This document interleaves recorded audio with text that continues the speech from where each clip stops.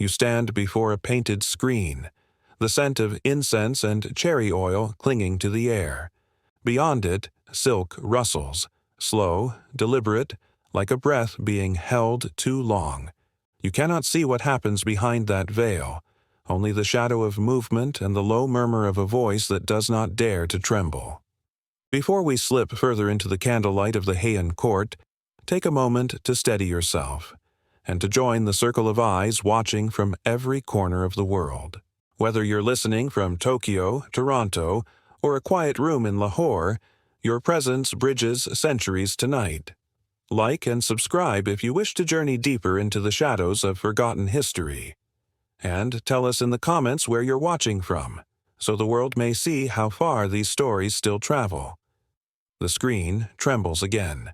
Behind it, the Emperor's breath mingles with the fragrance of agar wood, a scent worth more than a year's harvest. Outside, the courtiers pretend not to hear. Within, another young man learns what it means to be chosen and to never be spoken of again. In the 9th century, the Heian court was a kingdom of illusions. Corridors painted with clouds, letters scented with plum blossoms, beauty elevated to ritual. To live within its walls was to vanish behind layers of etiquette and poetry. Desire itself became a political instrument, a language sharper than steel. The men who served there, the wakashu, existed in a twilight of gender and status. Neither fully free nor enslaved, they were shaped into living ornaments, companions, confidants, and sacrifices to the whims of power. It began with the robes, fine silk dyed in indigo, sleeves perfumed and heavy with embroidery. The boys were chosen from noble or educated families. Soft hands, graceful bearing, eyes that could read a lover's expression before it was spoken. Their training was not in swordplay, but in subtlety. How to play the biwa so its tone trembled like the human heart, how to pour sake with the humility of a supplicant, how to move through a room as though weightless. In the Murasaki Shikibu Nikki, the diary of the lady-in-waiting who wrote the tale of Genji, one finds faint traces of them. A courtier described as radiant as dawn, yet fleeting as mist. Another, kept near the throne, his beauty a charm and a burden. The records never name them. Their existence flickers only in suggestion. A poem unfinished, a gift unclaimed. Some historians call this the gender of service. To be beautiful was to be dangerous. Yet to refuse beauty was worse. The emperor's favor could elevate a family or erase it. When one such attendant, known only as Minamoto no Akinobu, was seen leaving the imperial chambers too often, his father was exiled under pretext of corruption. The son vanished into temple service, where rumor claimed his head was shaved not for piety, but as punishment, to strip him of the allure that had unbalanced the court. But not all who served were victims. In the same labyrinth, others learned to wield affection as power. One concubine, said to be favored by Emperor Shirakawa, wrote in a hidden verse, "To belong to the sun is to burn, yet ash still casts a shadow." His words, smuggled into a collection of anonymous poetry, outlived his name. The rituals themselves were never recorded, only the aftermath. A boy dismissed, his robes replaced with gray linen, a chamber sealed for purification, a feast held to honor loyalty, though all knew what had been purchased by it. In those moments, the line between devotion and captivity vanished. Even outside the palace, the echoes of these relationships spread. Aristocrats mimicked imperial custom, keeping their own attendants of ambiguous beauty. The kabukimono of later centuries, flamboyant young men who blurred gender in dress and demeanor, traced their origins to this same aesthetic of danger. The Heian court had planted a seed that would blossom into centuries of both fascination and shame. The poets called it mono no aware, the sorrow of things that fade. Every act of intimacy was haunted by impermanence. The emperor himself would write verses comparing his attendants to falling blossoms. I held them for a night, and by morning the garden was bare. It was a confession disguised as art, and perhaps as remorse. What remains of those who lived behind the screens? Their portraits were never painted. Their names were dissolved in temple ink. Only fragments remain: the brush-stroke of a poem, a record of perfume purchased in spring, a warning written between the lines of etiquette manuals. Do not speak, one advises. The air itself listens. The silence of these men was their final obedience, yet it is within that silence that their story survives. For silence is never empty. It is filled with the echoes of what could not be said. Outside, the court's musicians begin a low melody, the notes carrying through the corridors like drifting smoke. A servant collects the candlelight in a small bronze mirror, snuffing the flame before dawn. Somewhere, behind one last trembling screen, the air still holds the scent of incense and the memory of skin. History will not name them. But the palace that forgot the sun still remembers their footsteps. By daylight they moved like shadows of refinement, hands folded in the sleeves of brocade, heads bowed just enough to reflect humility, yet never so low as to appear servile. They read poetry aloud to empresses whose smiles never reached their eyes. They poured tea for generals whose hands brushed theirs a moment too long.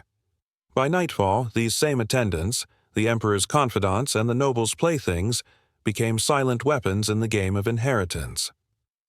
Kyoto, in its golden age, was a city built upon theater.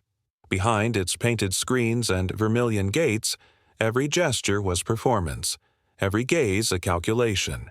The court existed not to rule, but to enchant. And within that choreography, beauty was currency. The male concubines, once chosen for their grace and wit, became more than ornaments. They were vessels through which alliances were tested, whispers transmitted, loyalty measured. A noblewoman might request one as a reader, claiming the need for cultured company. A visiting envoy might be gifted, one for the night, a gesture of respect laced with silent expectation. And always the transaction came wrapped in poetry. The plum blossom, one courtier wrote, blooms for all, yet belongs to none. In the painted halls of the palace it was said that a single glance could shift the balance of an empire. There is a story, part rumor, part warning, of Fujiwara no Korochika, a court minister famed for his cruelty and his taste in beauty. One evening, during a banquet, he lifted his cup and addressed the emperor with deliberate calm. "Your Majesty," he said, "even the moon must bow before the sun, yet the moon still governs the tide." The hall fell silent. All eyes turned to the young attendant standing behind the emperor, the same youth Korochika had once favored, now in imperial service. By morning, Korochika was demoted to a distant province.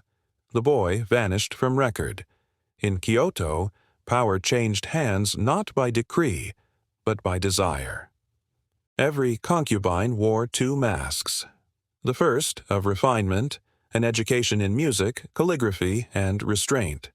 The second, of survival, the unspoken knowledge that favor was fleeting, and youth was a clock that could not be stopped.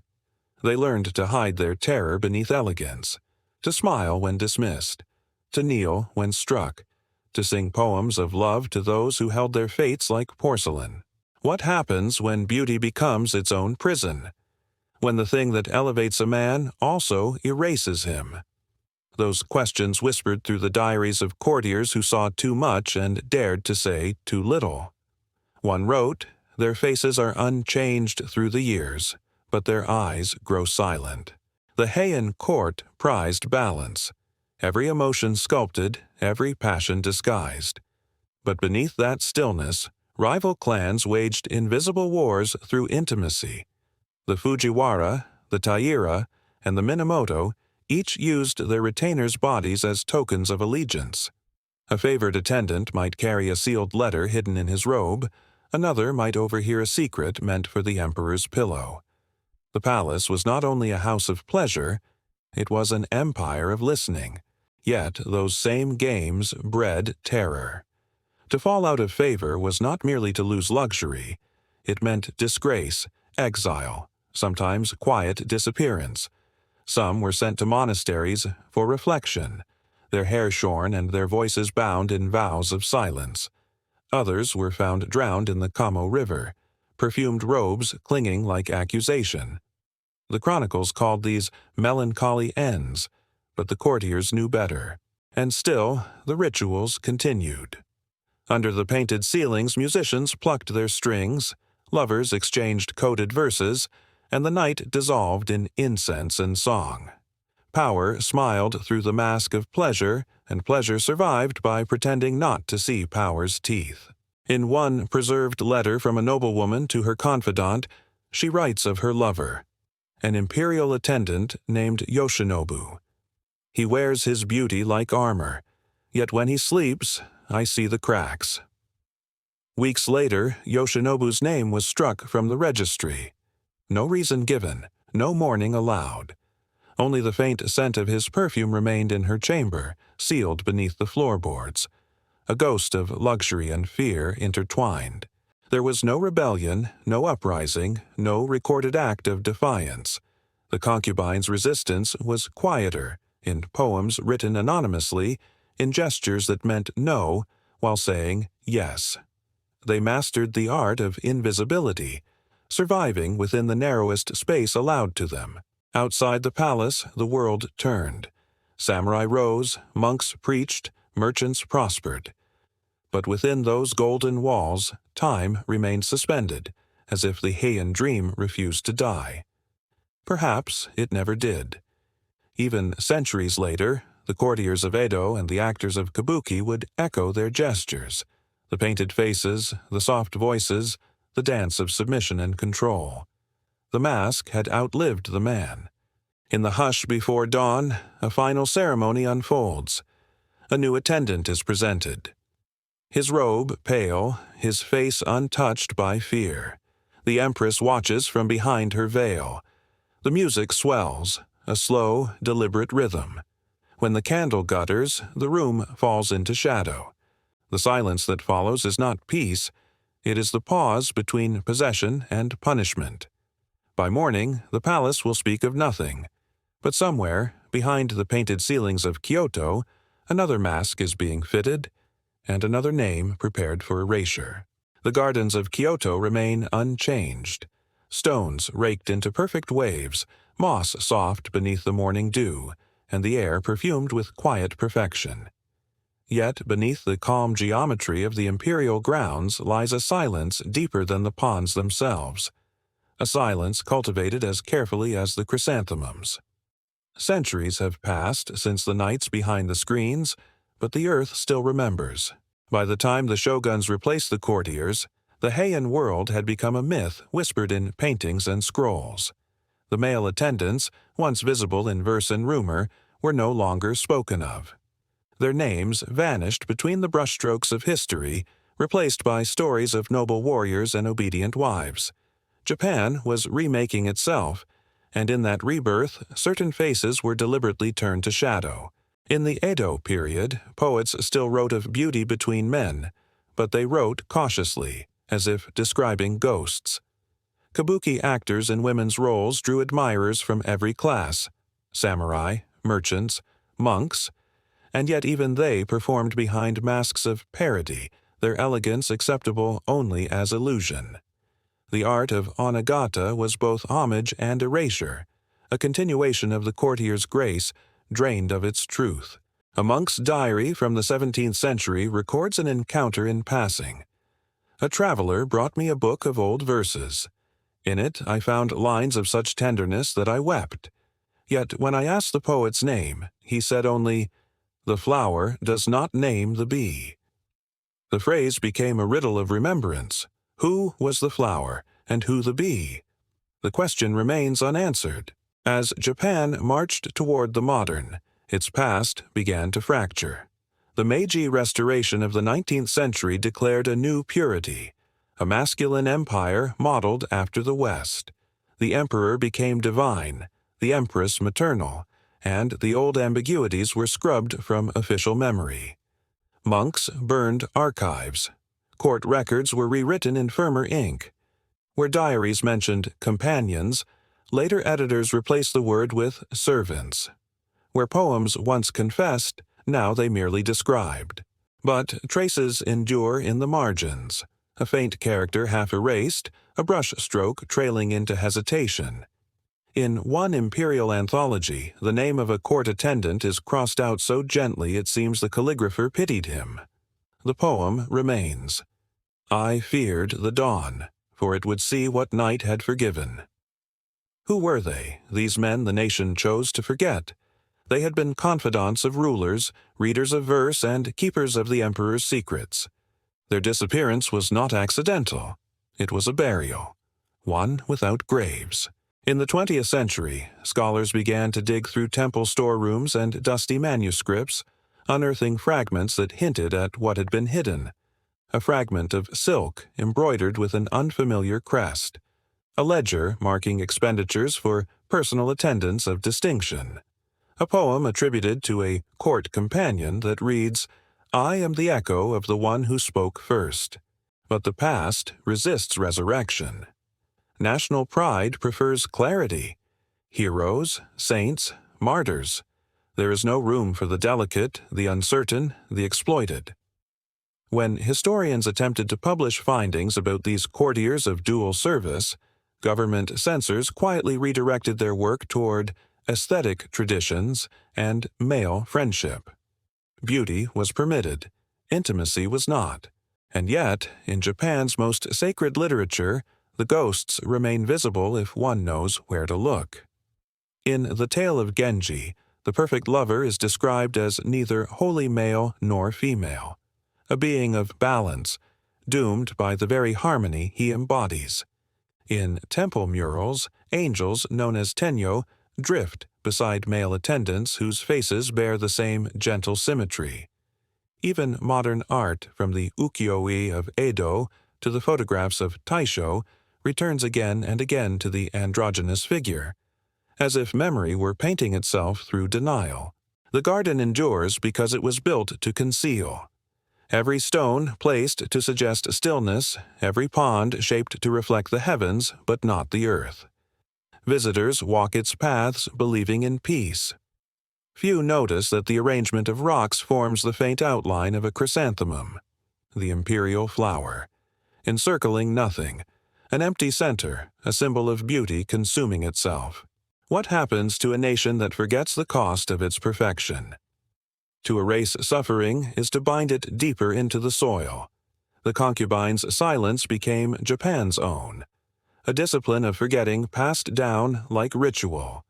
Even today, their traces survive only in coded words, in the gestures of no theater, in the soft voice of a kabuki actor, in the trembling brushstroke of a poem written in the voice of no one. One scholar, after years of study, concluded, they were not erased by accident. They were erased by love, the kind too dangerous to name. And perhaps that is why, when evening falls over Kyoto, the palace gardens seem to breathe. The air hums with cicadas, but beneath it runs another rhythm, the whisper of silk, the echo of a song once forbidden. The caretakers lock the gates at dusk. The lanterns flicker. The gravel gleams like silver. Somewhere between the pines and the pond, the air seems to shimmer, as if a presence still lingers, unseen, unspoken, waiting. The garden remains without shadows because its ghosts are made of light. And though history tried to bury them, the men beauty devoured still bloom, unseen in the heart of Japan's perfection.